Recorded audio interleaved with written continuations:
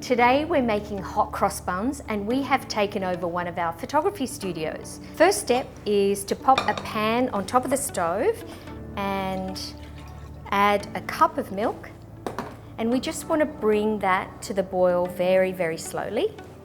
We've got some butter, some honey and some oil. So I'm going to measure out the honey and then add 2 tablespoons. The reason I sprayed the measuring spoon is so that the honey slips out of the spoon really easily and there's no residue left. Okay. That milk has come to the boil.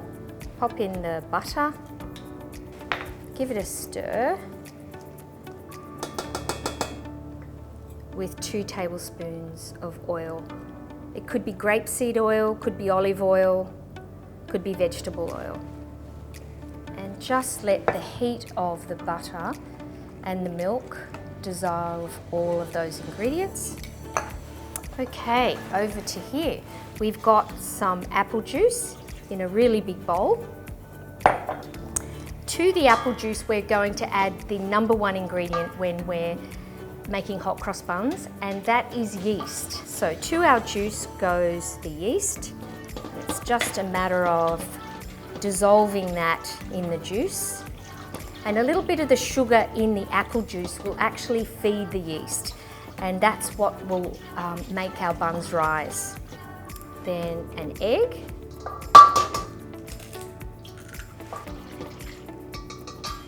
And a little bit of orange rind. Now our dry ingredients. So we've got our plain flour here, and we're using a strong flour or a baker's flour, sometimes it's known as. A couple of teaspoons of salt and a couple of teaspoons of cinnamon. Other spices, you could use nutmeg. I love making it with ginger. That gives it a really lovely kind of sweet and spicy flavour, or even just mixed spice, which is a combination of spices. So in goes our fruit. Got sultanas and currants. We'll give those a stir. So in goes our flour and our milk mixture.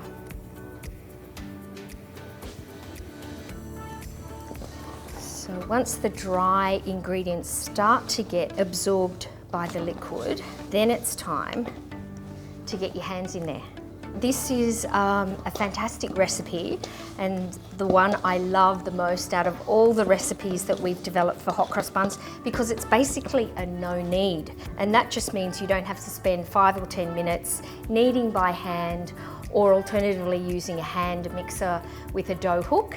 And this, for the first proving, gets put into a bowl. You can either leave it in the large one, but I tend to like putting it in a glass bowl. And you set that aside in a warm place, just loosely covered with either plastic wrap or a clean tea towel, in a warm place. So it could be with your oven door open on very, very low, and then the heat of the oven will help to make the dough rise. So after about 30 or 40 minutes, our dough has doubled in size. So now it comes to the point where we need to punch out all of that air that has been trapped in the mixture. And we're going to do that on an oiled surface rather than a floured surface. I like using an oiled surface because it doesn't actually add any extra flour to the mixture, so then your buns won't be dry. So really it's 10 seconds. It's all we need to do. If you wanted to vary up the additions to the mixture, for example, if you were doing chocolate, you could add some beautiful chocolate chips or white chocolate, different sorts of dried fruit. I would probably knead them in at this point now. Now that we've kneaded our dough, we'll just pop it back into the same bowl and cover it with either the plastic or a tea towel and let that rise for about another hour or so until again it's doubled in volume. Now the fun begins, shaping all those buns, and you can see how beautiful and wobbly this dough is. It's amazing. So give it a light knead just to expel any of that excess air, because we do want the yeast to rise again. So now it comes time to shape our buns. So halve the dough,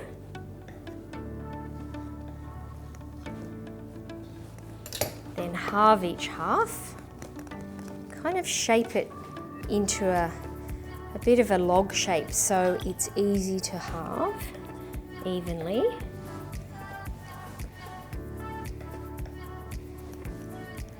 We need to make 4 buns out of this half.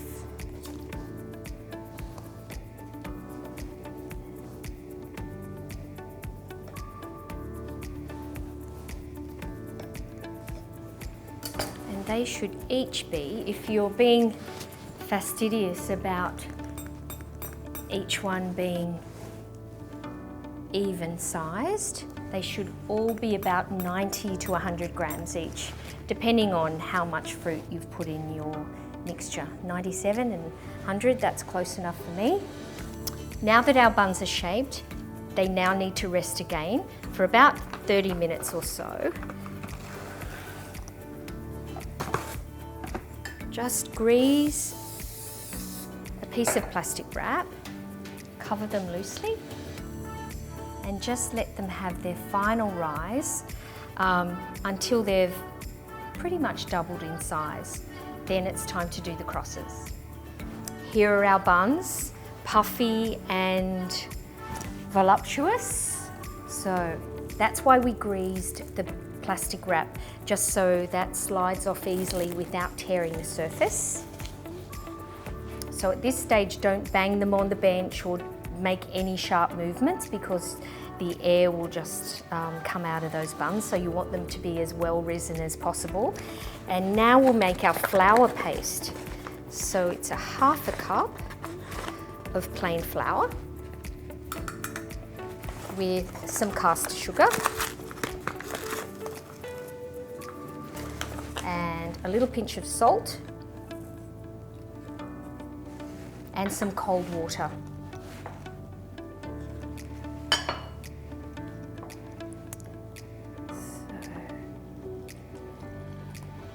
Just stir that together till you've got a smooth paste. The reason we use cold water is so we don't end up with lots of lumps. So that temperature is really important. If you were making your chocolate choc chip hot cross buns, you could make a chocolate flour paste, which we've done here. So to this mixture, you would just add 2 teaspoons of cocoa to the dry flour mixture, and then stir in your water as I did just then, and you may need just a touch more water to get it to the right consistency. We've got a piping bag here with a small plastic tube, and it's a plain one, it's not one of the fluted ones, and I like to stand it inside a tall cup or a jug, and it just gives you a little bit of stability so you can pour in your flour paste. Okay, now is the time to get creative. Traditionally, crosses were put on hot cross buns, but that was tradition. So you could actually get really creative and do letters or numbers or play a game of noughts and crosses across your buns. Then just give your tray a quarter turn and go the opposite direction. And into the oven they go. So a traditional glaze is equal quantities of cold water and caster sugar.